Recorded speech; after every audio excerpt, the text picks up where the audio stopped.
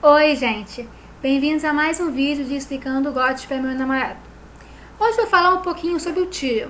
Mais especificamente, qual é que eu acho que é o mais provável destino para ele da série. Mas, para aumentar as minhas chances de acertar, eu vou ter que fazer um paralelo histórico um bocado longo entre ele e um personagem fundamental da história inglesa, que influenciou demais um dos eventos chaves que levou a Inglaterra até a história moderna. Eu estou falando da chamada Guerra das Duas Rosas. Bem, o próprio autor já admitiu que essa guerra, que na verdade foi uma série de conflitos, influenciou demais a concepção dele do que seriam as Crônicas do Gelo e Fogo. E, de fato, quando a gente pega os dois eventos, um real e outro ficcional, a gente percebe que ambos têm muitos elementos em comum mesmo, como, por exemplo, um rei louco, um usurpador, um rei jovem popular, uma rainha bela e controversa, entre outros, como vocês vão ver quando eu fizer um pequeno resumo desse grande evento. Porque, afinal, antes de fazer qualquer paralelo histórico, eu tenho que responder a essa pergunta inevitável. O que, afinal, foi a Guerra das Duas Rosas? Bem, essa guerra foi uma série de conflitos dinásticos que durou entre 1453 até 1465 entre duas casas descendentes da dinastia plantageneta, os York e os Lancaster. Estas tiveram origem na instabilidade política, social e financeira que seguiu após a derrota inglesa na Guerra dos 100 Anos contra a França, que enfraqueceu o trono de Henrique VI e fortaleceu a linha alternativa de sucessão representada pelo Duque de York. Bem, eu vou colocar links para quem estiver interessado nessa guerra para saber mais sobre essa questão sucessória, sobre a própria guerra em si e tal, mas eu devo advertir que esse bololô dinástico é uma confusão só, porque os Plantagenetas tiveram muitos filhos e logo havia muitas linhas possíveis de sucessão. Para simplificar a coisa, eu devo só dizer que o Henrique VI é a linha principal de descendência por via masculina e o Duque de York ele descendia de uma via feminina. Na verdade, ele descendia de mais de uma linha combinada. Então, é uma linha feminina e uma linha masculina. Mas, de que forma, é secundária. Em tempos normais, o trono de Henrique VI estaria muito seguro. Mas houve duas complicações. Primeira, que ele ascendeu ao trono muito jovem, quando ainda era um bebê. Porque o pai dele, Henrique VI, faleceu na França durante a Guerra dos 100 Anos, quando ele tinha acho que 1 ano e pouco. E, como todo mundo sabe, reis crianças são parte da receita para uma monarquia instável. E bem, como se isso não bastasse, quando Henrique VI ainda é bem jovem, após ele assumir o comando do país por conta própria, ele começou a desenvolver breves sinais que poderiam significar que ele estava ficando louco. E pior, isso aconteceu pouco tempo depois da esposa dele, Margarida de Anjou, dar à luz aquele que seria o único filho do casal, Eduardo de Westminster. E como consequência desse surto de loucura, o rei acabou não reconhecendo o filho imediatamente, o que deu toda a munição para os adversários atacarem a rainha falando que a criança era uma bastarda. Entre esses adversários estava o Duque de York, que já tinha sido confrontado publicamente pela rainha mais de uma vez. E ele estava muito satisfeito de forma geral, porque ele achava que não estava recebendo o respeito necessário à sua posição nobre, né? Como consequência dessas disputas entre a rainha e o Duque de York, uma guerra interna acabou acontecendo. O Duque de York tinha inicial vantagem, mas os Lancaster também ganharam algumas batalhas. Eventualmente, eles atingiram um empate e fizeram uma paz, que não durou nada e acabou culminando numa batalha que o próprio Duque de York foi morto, junto com um de seus filhos. Isso deu uma baita de uma munição para o lado yorkista, que pouco tempo depois assumiria o próprio trono em si, derrubando Henrique VI. O novo rei, Eduardo IV, ele é jovem, bonito e solteiro. Bem, um dos principais ajudantes dele na guerra, pode dizer assim, o Duque de Warwick, ele queria que o rei se casasse no exterior. De fato, casamentos estrangeiros, eles são uma das principais formas de garantir a aliança. E como a casa de York é jovem, no trono inglês, isso é muito importante para o Warwick. Mas acontece que Eduardo tinha suas próprias ideias. E em 1464, ele se casou com uma jovem viúva, cuja família, antigamente, tivera foi aliada dos Lancaster. Essa jovem viúva chamava Elizabeth Woodville. E ele, fosse porque estava muito apaixonado por ela, ou fosse porque queria dormir muito com ela, se casou. Isso deixou o Warwick louco da vida. E as coisas ficaram muito tensas entre os dois. Porque o Warwick, que tinha o codinome Fazedor de Reis, achava que merecia mais respeito com isso, né? Do que isso. E, eventualmente, os dois acabaram entrando em guerra, com o Warwick querendo substituir o Eduardo pelo irmão mais novo dele, o Jorge. Bem, foi uma guerra sangrenta. O Warwick eventualmente desistiu de colocar o Jorge no lugar do Eduardo e voltou para o lado do Henrique VI, que estava exilado na França. Mas o Eduardo, em 1470, acabou retornando ao trono, fazendo Henrique VI prisioneiro. E, bem, as más línguas dizem que ele o executou ainda na Torre de Londres. De que forma? Depois ocorreu um período bastante tranquilo, até 1483, quando o rei subitamente faleceu, ainda bem jovem. O herdeiro dele é Eduardo V, filho da Elizabeth Woodville. Mas ele, mais uma vez, era uma criança, tinha 10 ou 11 anos de idade. E crianças jovens são a receita para a instabilidade monárquica. E é aí que entra o nosso personagem paralelo com o Tyrion, que é o Ricardo de York, futuro Eduardo III de Inglaterra. De fato, poucos personagens da vida real têm uma contraparte tão realista quanto o Tyrion em relação a Ricardo de York, terceiro de seu nome. Ele é um filho mais novo, nascido perto do início da Guerra das Duas Rosas, e cresceu sob a sombra de seu glorioso e belo irmão mais velho. Mais tarde seria dito que ele já nasceu deformado, mas com uma corcunda bem acentuada, não um nanismo como o Tyrion. Mas, fosse isso verdade ou não, o fato é que Ricardo sempre obteve muitos favores com o irmão mais velho, tendo um casamento vantajoso, muitas posses, e inclusive quando o Eduardo IV morreu subitamente, em 1473, o nome dele que estava lá como regente do seu jovem filho. Por uma série de manobras, contudo, o Ricardo proclamou o jovem Eduardo e seu irmão mais novo, também chamado Ricardo, como sendo filhos ilegítimos, uma vez que o seu pai teria se casado anteriormente com outra mulher que não Elizabeth Woodville. Logo, eles seriam incapazes de herdar a coroa. E quem poderia ser o rei? Bem, o Jorge tinha morrido anteriormente, assassinado por traição. O filho mais novo dele, que também chamava Eduardo, é culpado por associação e não podia dar a coroa. Então, quem sobrava? O Ricardo. Bem, então, assim foi feito. O Ricardo foi proclamado rei, coroado, e os irmãos, filhos de Eduardo IV, foram levados à Torre de Londres, de onde jamais sairiam. Esse é um dos maiores mistérios da história inglesa. O que aconteceu com os príncipes da Torre?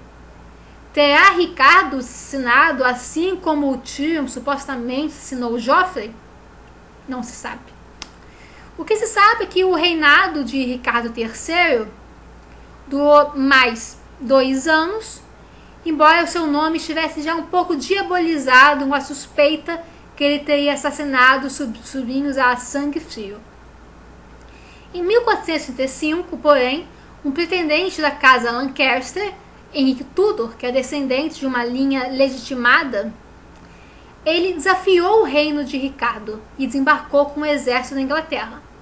O rei foi enfrentá-lo em campo de batalha, mas foi traído pelo próprio padrasto do Henrique Tudor, Lord Stanley, que antes lutara ao seu lado. O corpo de Ricardo III foi esquecido no campo de batalha, enterrado numa cova comum e até recentemente nunca tinha sido encontrado. Mas, há poucos anos atrás, ele finalmente foi localizado debaixo de um estacionamento na Inglaterra. Enfim, o fato é que o personagem Ricardo III foi muito diabolizado ao longo dos séculos. Já durante seu tempo de vida isso acontecia, e a propaganda Tudor só aumentou isso. Um dos maiores nomes nesse sentido é o próprio bardo, William Shakespeare. Nesse sentido, é muito interessante observar que, num dos capítulos divulgados de O Vento de Inverno, o próprio Tyrion é personagem de uma peça de teatro que é encenada em Bravos, onde ele é o vilão. Ou seja, o Tyrion também está sendo diabolizado em seu próprio tempo de vida. De qualquer forma, o século XX conheceu uma romantização de Ricardo III, embora apenas recentemente, com o lançamento da série The White Queen, a interpretação do ator Annewyn Bernard possibilitou que, ele fizesse muito sucesso. E novas interpretações desse personagem tão diabolizado, por séculos, ficaram mais conhecidas popularmente. Um dos grandes motivos para isso é bem básico. O ator é extremamente gato.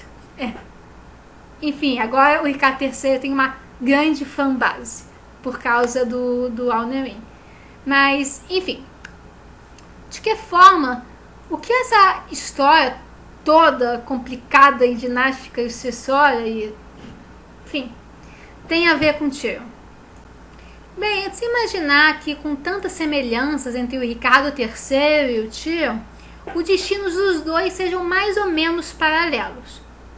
Mas é muito difícil considerar que o George R. Martin vai matar um de seus personagens favoritos, como já admitiu várias vezes, primeiro de qualquer forma, matá-lo, apenas.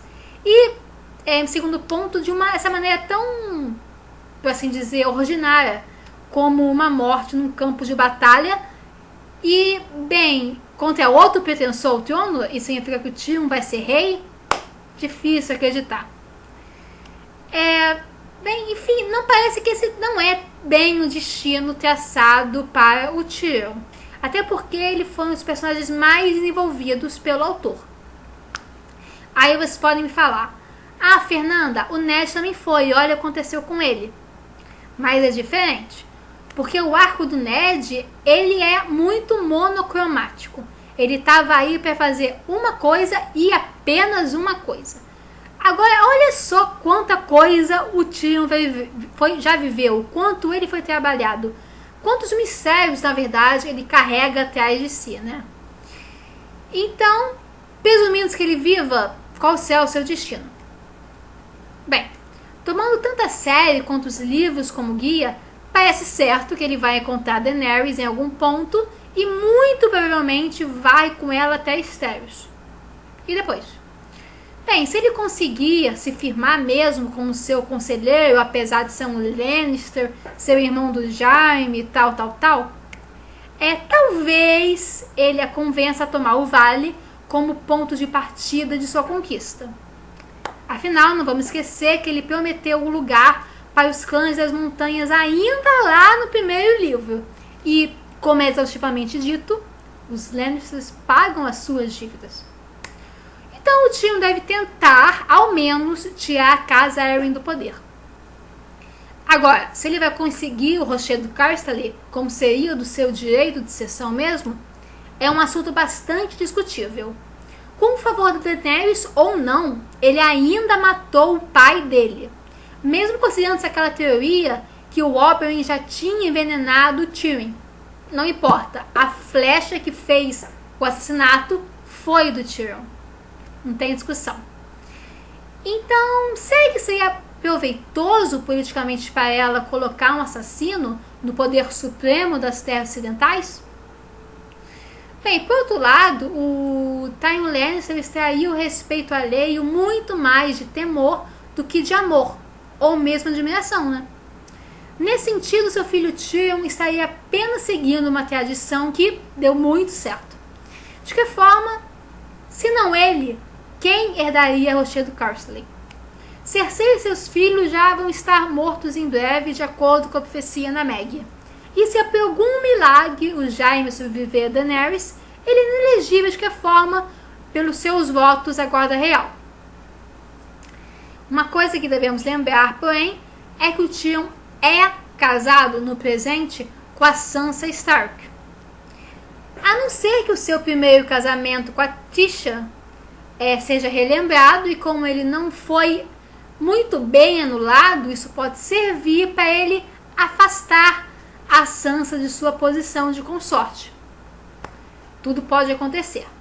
De que forma, se o casamento dele com a Sansa ainda for considerado legítimo, um filho de ambos pode herdar Casterly Rock antes que o Tyrion seja capaz de reivindicar o lugar, como eu já defendi no meu vídeo sobre o Mindinho. Nesse sentido, uma guerra pode ser mesmo inevitável. Mas o que há de comum entre todos esses destinos que eu acabei de mencionar? Bem, a possibilidade que o Tyrion, mesmo respeitado e no favor real, acabe passando para a posteridade com uma fama monstruosa que não era bem verdadeira, assim como Ricardo III. Então, nós, os leitores, vamos saber que havia uma parcela de herói nele, mas a população de Westeros não. Vai sempre enxergá-lo como um absoluto vilão. Isso aconteceria mesmo no caso que eu já mencionei no meu vídeo sobre a Canção do Fogo e do Gelo, que haja um monarca muito criança no trono de ferro e o Tyrion acabe, contra todas as expectativas, sendo alçado ao cargo de regente. Quem sabe? Mas será que o Martin vai usar o suficiente para fazer os paralelos entre o Tyrion e Ricardo III são ainda mais acentuados com um anão subindo ao trono na sequência de uma morte prematura da criança? Não sabemos mesmo. Só o tempo pode dizer. Bem, então é isso por hoje, gente. Eu sei que tem um montão de vídeos na frente para eu fazer. Sendo os mais célebres os dos outros, o sobre Summerhall e sobre Harrenhal. Mas quando eu vi essa teoria dos paralelos entre o Tyrion e Ricardo III, eu simplesmente não pude resistir. Eu não sei se vocês sabem, mas eu faço história pela UFRJ e por um longo tempo eu fui muito apaixonada pela história inglesa. Aliás, eu vou colocar aqui embaixo o meu blog sobre história de Portugal para vocês darem uma olhada e lerem minhas coisas chatas. Enfim, eu não resisti de fazer esse vídeo falando um pouquinho desses paralelos entre um dos personagens mais amados das Crônicas de Gelo do Fogo e um dos personagens mais desprezados da história inglesa. Enfim, espero que vocês me perdoem. Se gostou do vídeo, curta. Se quiser, compartilhe. Se desejar mais vídeos como esse, é só escrever aqui embaixo. Não deixe de dar sugestões e comentários sobre o vídeo para saber o que eu acertei e o que eu errei. Aliás, eu acho que eu falei no último vídeo que eu ia tentar colocar fotos no próximo vídeo. Não deu ainda, mas eu estou estudando e espero nos próximos vídeos que eu vou fazer ser capaz de dar um upgrade na coisa. Ser cada vez melhor, né? Enfim, beijinho, gente.